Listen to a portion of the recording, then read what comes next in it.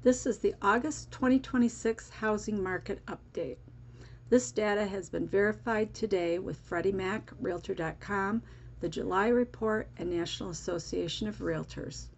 If you've been wondering what's actually happening in the housing market right now, I want to break it down for you in plain English. No hype, just what the numbers are really saying.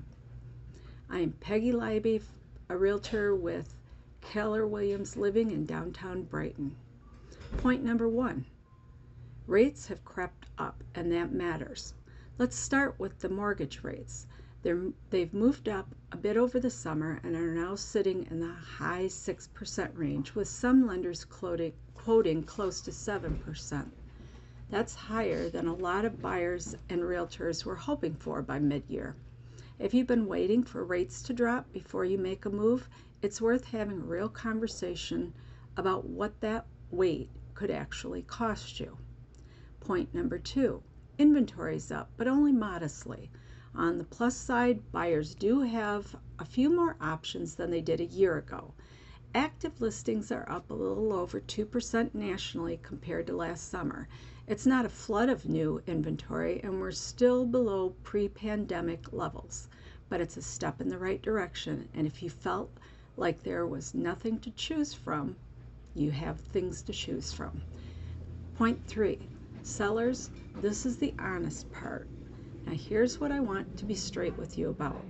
Prices are softening in a lot of the markets. Nationally, list prices are slightly down from a year ago, and about 1 in 5 listings has had a price cut. It doesn't mean it's a bad time to sell. It means pricing correctly from day one matters more than ever. Overpricing a home right now just means more time on the market and a price cut later. Point 4, what this means if you're a buyer. If you're a buyer, this shift actually works in your favor. More sellers are willing to negotiate, price reductions are more common, and you have a little more breathing room to make a thoughtful decision instead of feeling rushed into a bidding war. Now, this is not every home, this is not every listing, this is not every city. This is what we see happening overall. Don't think that you're going to be able to come in on a $300,000 home and write a bid for $250,000, because that's not what this market is. Whether rates or prices have you second guessing your timing, that's exactly what kind of a conversation I want to have with you. Is now the right time for you to buy or sell? Well, that depends on your life, your numbers, not just the headlines. If you're curious what your home could sell for, or you just want honest advice about your situation, let's talk.